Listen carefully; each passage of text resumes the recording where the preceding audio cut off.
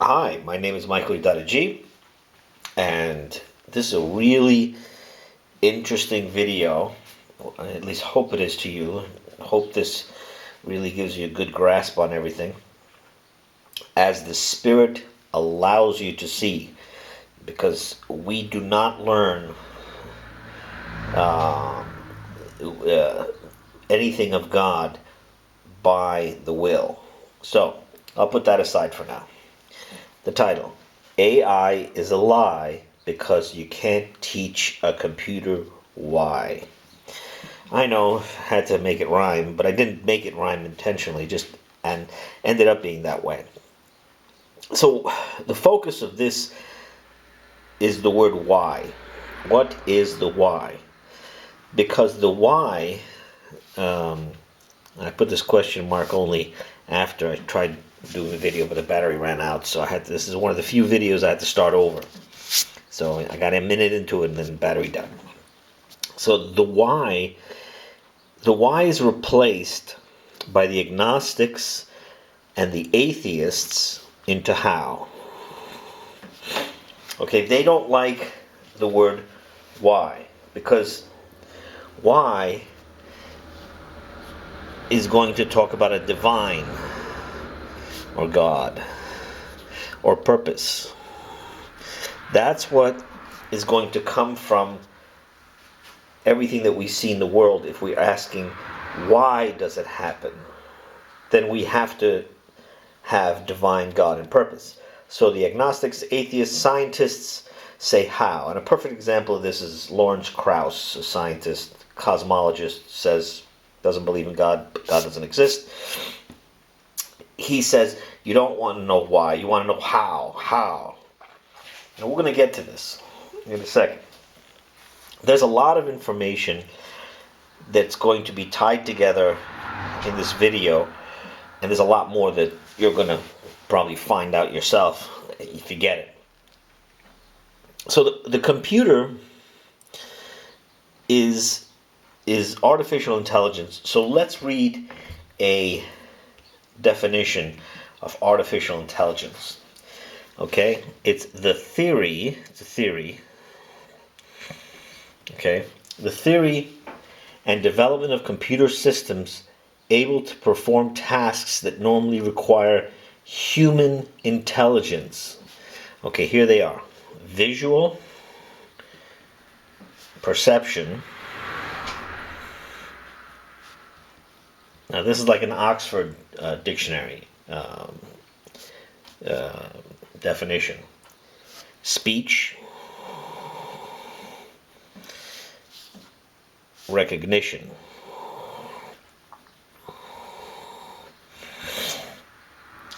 decision making,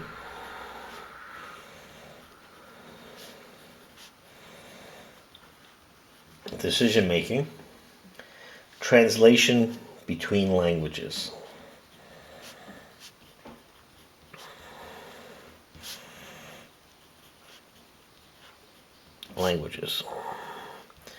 Okay.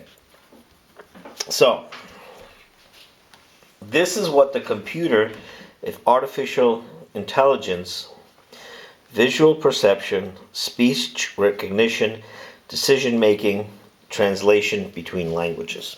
That's wonderful. It's funny that the Bible actually talks about all this.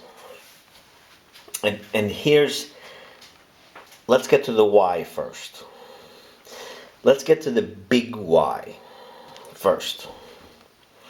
The first big why you find in Genesis. Let light be. First words out of God's mouth. This is going to be important later. The second most important thing is let us make man in our image.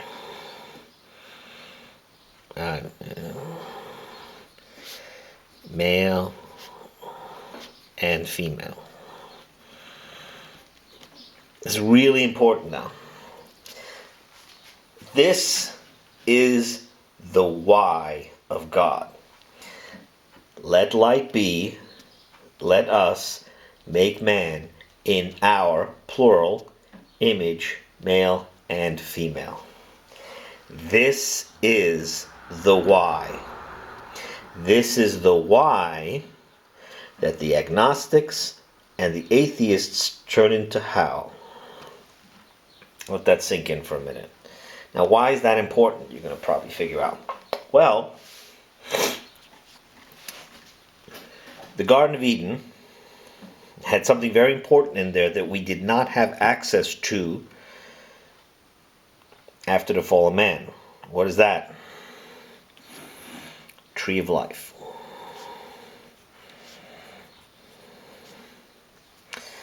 Tree of life.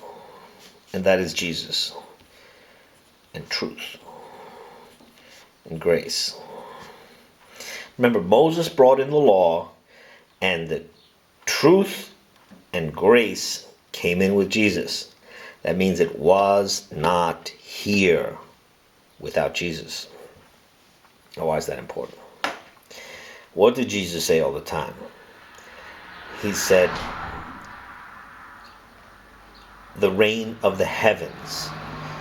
Talking all the time about the reign of the heavens. And then he would talk about the Father of lights, talk about truth and light. John the Baptist said that Jesus is the truth and the light. Now, why am I going in this direction?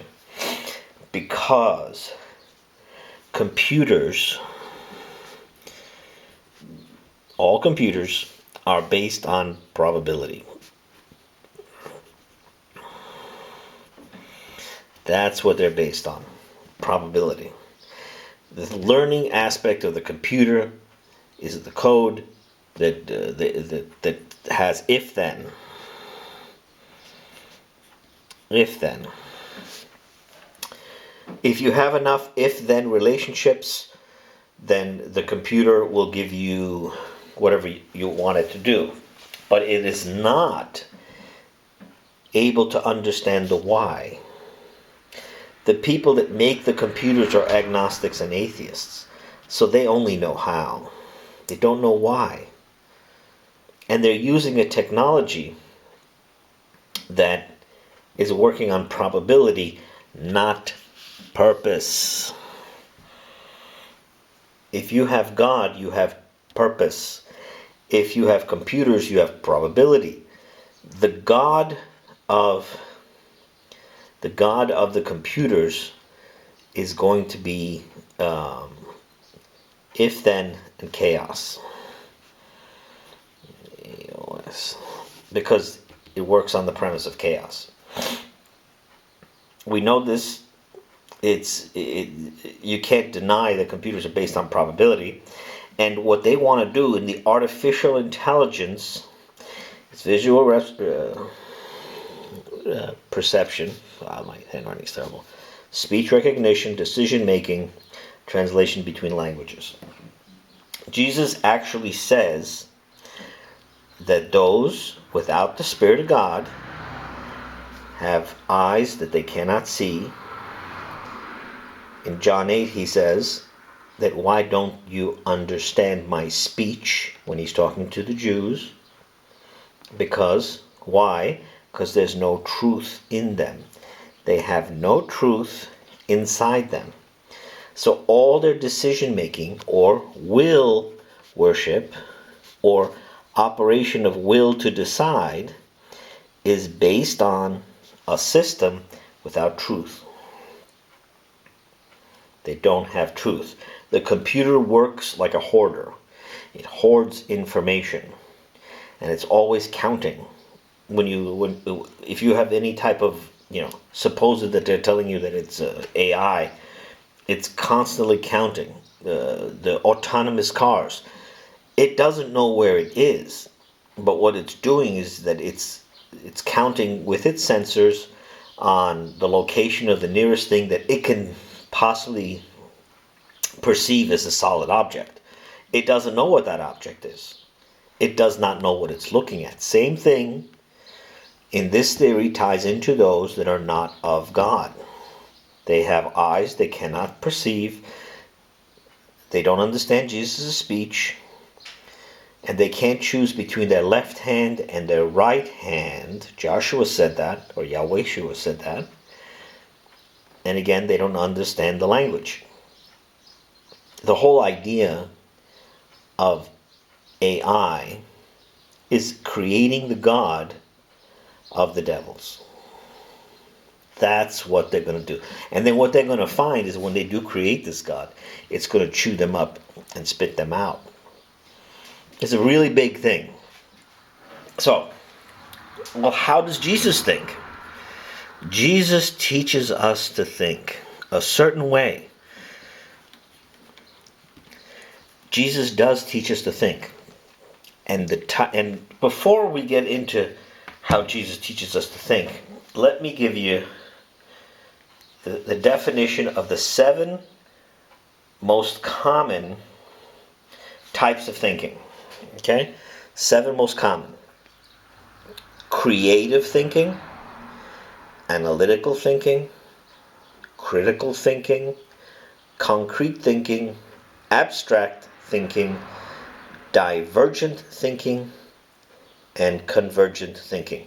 These are the top 7. If you go Google yourself, you'll find them in another order. It's really funny that that this is the order that they're in, and I'll get to that in a second. So let's go now to a quick definition. Creative thinking. Creative thinking is synonymous with thinking outside the box. Now, if you remember years ago, I would talk about the 7 stages of development. The first stage of development, where a lot of creative people are, that if they're stuck there in the trauma, it's schizoid or schizophrenic comes from that. They are not in the earth. They are still in the sky. Very creative artists, a lot of them. That kind of thinking. Number 2, analytical thinking. Those who think analytically have a structured and methodical way of approaching tasks. Anal. You see anal in there? Anal thinking. Rigid character defense. Would use a lot of anal type thinking. Analytical. And we probably use that. You use that probably in your colloquial, in speaking to other people. Critical thinking. When it comes to critical thinking, a person exercises careful evaluation or judgment. Another type of thinking. Concrete thinking. For a concrete thinker, it's about practical thinking only, always literal and to the point. Everything's solid. It's got to be here. The literal reader of the Bible, per se. Abstract thinking. An abstract thinker is able to relate seemingly random things. So this is the chaos, tying chaos things with each other and make connections and others find difficult to see. This is close to what Jesus does. Well, we're going to get to it in a second. Divergent thinking. Number 6. This is the chaos thinking. Divergent thinkers take a path of exploring an infinite number of solutions to find one that is the most effective. This is the probability thinkers. These are the ones that say, well, you can't have authority because there's infinite ways of looking at something. They get nothing done. This is a lot of people in our world here. It's interesting. It's the number 6 in this 666, So 7. Convergent thinking. With convergent thinking, a person will focus on finding one well-defined outcome. They'll target these possibilities or converge them inwards to come up with a solution to a problem. Convergent thinking. None of these is what Jesus talks about. None of these is what Jesus teaches. Jesus teaches analogous thinking.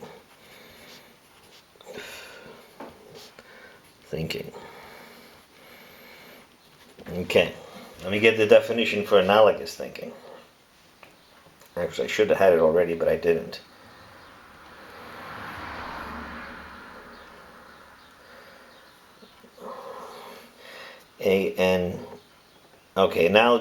Analogous, L-O-G-O-U-S, disaster. Okay, analogous thinking is the process of looking for help with known issues by referring to and connecting with unfamiliar and potentially applicable areas and transferring and adapting, learning from one to the other. Okay.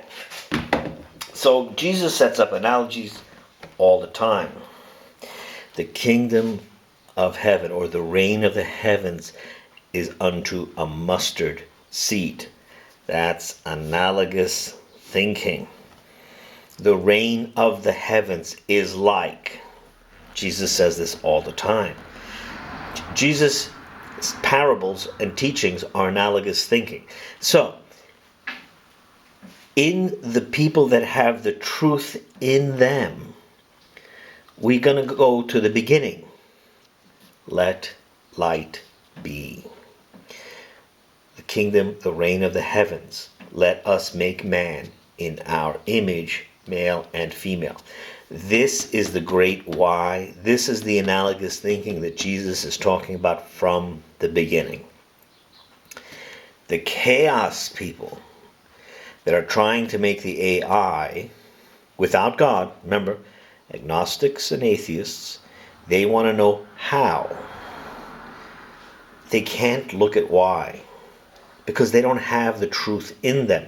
So their methods of making the computer or whatever they're going to do in artificial intelligence will not work, because they can't get the why. God gives us the why. Jesus tells us the why. The why is, let us make man in our image, male and female. Jesus and the children of God were before the foundation of the world together. Let light be was spoken by Elohim. That is the entire family of God, including God the Father and Jesus and all the elect. Let us make man in our image, plural, God the Father, Jesus, and all the elect. We are heading back into the Garden of Eden. The AI is a representation of the thinking of those without the truth. That's what they're doing with the AI.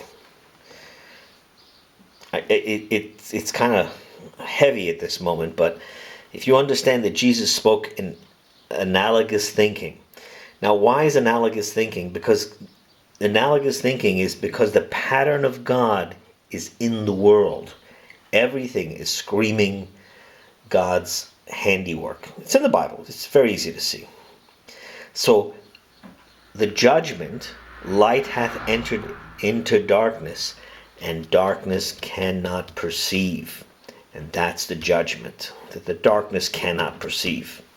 So while everyone's trying to figure things out with critical thinking, Jesus gave us a pattern. He gives us patterns. Patterns of the divine, patterns of God that we are mirroring. We are that pattern on earth. You know, I don't know about you, but whenever I see one of those artificial dogs jumping up and down, I go, isn't that cute? They're trying to sell you an emotion with a dog. The obedient dog, they're trying to sell that to you. They're not going to like the God that they're going to create. And it's not going to work, because they're never going to know what the why is. Because if you don't have the why and you're not made in the image of God, then you're going to think you're chaos. Now, what does that turn into? Evolution. What's evolution? Evolution says man, I'm not even going to say woman, because evolution doesn't even know where the woman came from. Man is the sum of all errors.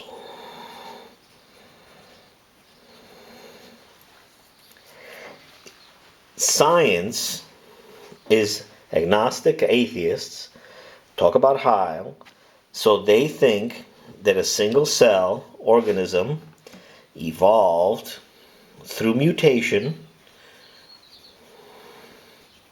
into man.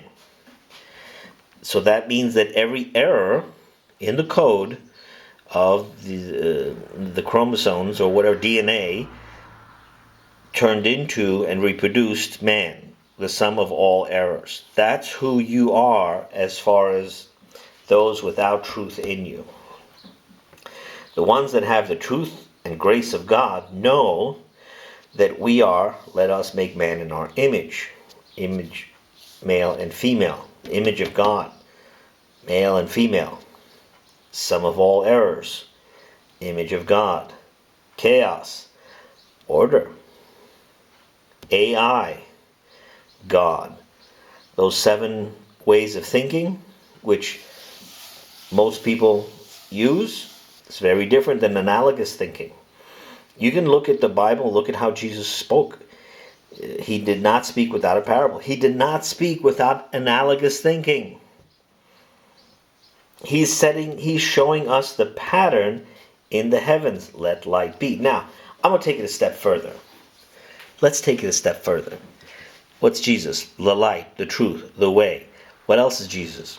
He's the same today, yesterday, and forever, right? Okay, I'm going to show you their formulas. E equals mc squared. Energy, mass. What's the C? Speed of light squared. Isn't that interesting? That energy has to do with C. That C looks a lot like Christ. I know the scientists are going to say constant, but we know what the constant is.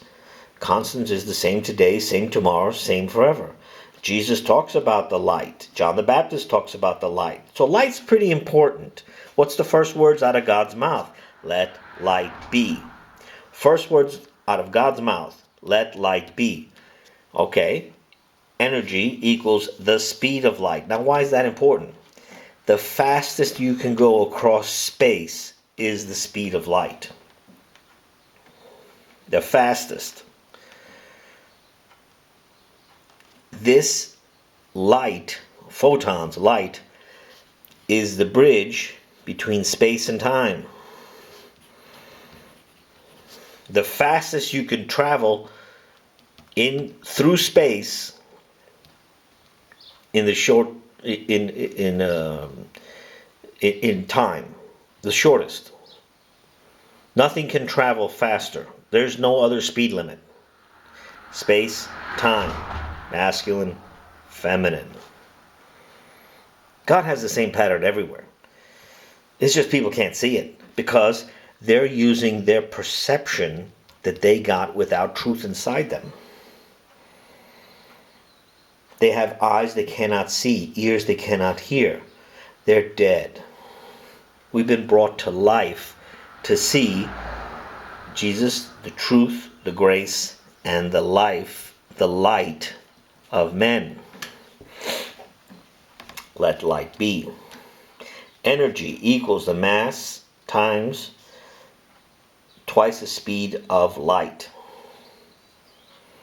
This is one of the most important, notable formulas. And even here, you could see the divine. Scientists won't say that. Of course they won't. The scientists won't say that because they're in the darkness. So keep in mind that probability or quantum physics is what makes the computer work. The quantum physics is different than relativity. Relativity is where we live in. Quantum physics is everything's made from it, but you can't live in quantum physics. So if you want to bring the quantum physics to you, you bring computers and AI. It's not going to know the why, because the why, Jesus tells us the why. Let light be. Let us make man in our image, male and female. Jesus is analogous thinking. If you look for God in everything, you'll find it. If you know what to look for. Truth. You want to see God? Start talking the truth. Look for truth. What's the first truth? Let light be.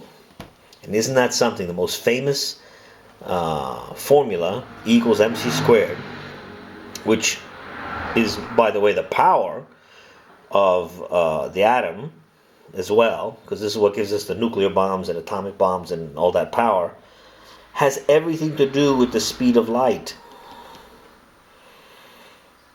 Jesus uses the analogous of the sun, the light, the darkness, so we can perceive what the reign of the heavens is like. These people won't perceive it because they're looking for how. And the more that they want to look for how, because they don't want to see the why, the more that they're going to work in their darkness. That's why today we have all these liars. Science is lying to you. The government's lying to you. The left party's lying. The right party's lying. And they're lying so badly that it's so obvious. When you have the truth, it's obvious to see the lie.